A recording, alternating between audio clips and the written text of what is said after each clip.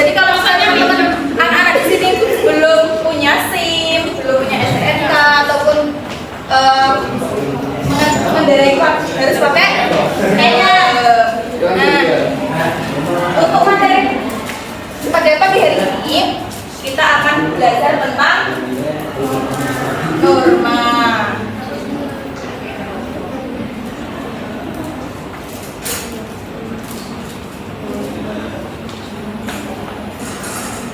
Coba, ada yang tahu norma itu apa? Norma. Ada yang tahu? Norma adalah aturan yang tidak tertulis. Tidak tertulis, betul.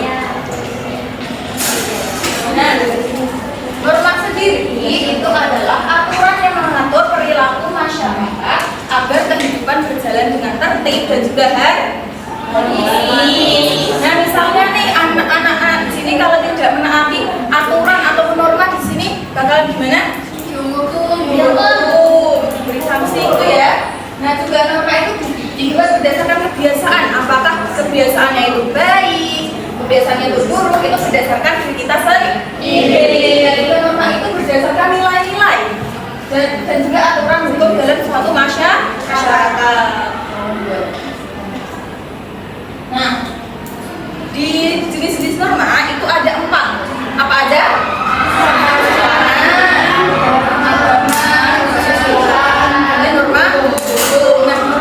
Norma kesopanan.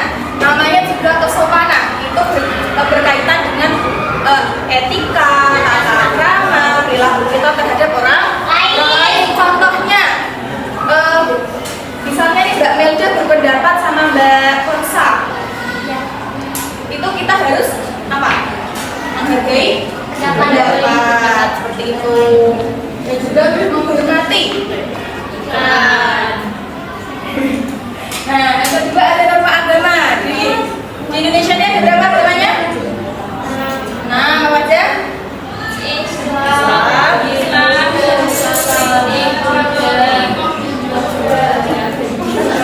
Betul semuanya. Jadi kalau misalnya norma agama itu berdasarkan ajaran agamanya masing-masing.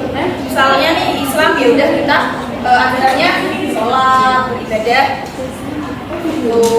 Nah, untuk norma agama itu melaksanakan ibadah sesuai ajaran agama dan kepercayaan masing-masing. Nah, yang ketiga ada norma apa? Itu berarti dari hati nurani manusia. Maksudnya gimana Bu? Misalnya nih tadi pagi sepertinya Ibu melihat ada yang berantem. Pesta. Pesta dengan siapa? Ivan. Jabat-jabatan. Kelompok darah namanya. Oh gitu. Jadi Mas Ivan sama Mbak Resta tadi mengakui nggak kesalahannya? Belum minta maaf. Berarti belum termasuk dalam norma kesusilaan. Jadi misalnya nih kita berbuat salah, membuat kesalahan sama orang lain, kita harus berani meminta maaf, berani mengakui kesalahan. Dan yang terakhir, yang keempat adalah norma hukum. Norma hukum, namanya juga norma hukum yang berkaitan dengan hukum pemerintah. Nah, kenapa sih penting bagi kita untuk menaati norma dan juga kewajiban? Karena apa? Coba ya, siapa mau bantu Ibu untuk membacakan ini pentingnya menaati norma dan kewajiban? Siapa? Atau Ibu tunjuk aja? Saya. Oke, boleh. Nah, pentingnya menaati norma hak dan kewajiban adalah masyarakat akan lebih tertib dan harmonis. Tidak ada pelanggaran hukum dan konflik sosial. Hak setiap individu akan terpenuhi dengan baik. Oke, Mbak Melia sudah untuk membacakan hak dan kewajiban. Nah, hubungan antara norma dengan Pancasila, siapa yang mau membantu Ibu membacakan? Atau Ibu mau tunjuk ada? Boleh nggak? Kita. Contoh dalam kehidupan bermasyarakat memiliki keterkaitan erat dengan nilai-nilai Pancasila. Setiap norma mencerminkan sila-sila dalam Pancasila yang menjadi pedoman hidup bangsa Indonesia. Oh, terima kasih Mbak Inka sudah membantu. Jadi hubungan norma dengan Pancasila itu jadi hubungan norma dengan Pancasila itu berarti norma dalam kehidupan bermasyarakat memiliki keterkaitan erat dengan nilai-nilai Pancasila.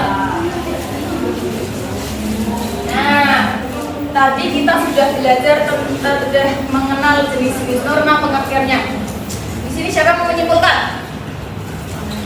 Kesimpulannya dari pengertian norma. Siapa? Mbak Regani boleh? Setiap masyarakat memiliki aturan yang harus diikuti atas ketertiban berkeadilan. Aturan ini disebut norma dan berfungsi untuk menjaga kehidupan sosial yang harmonis. Selain itu, setiap individu memiliki hak norma dalam masyarakat sejalan dengan nilai-nilai Pancasila sebagai dasar negara. Terima kasih Mbak Regani.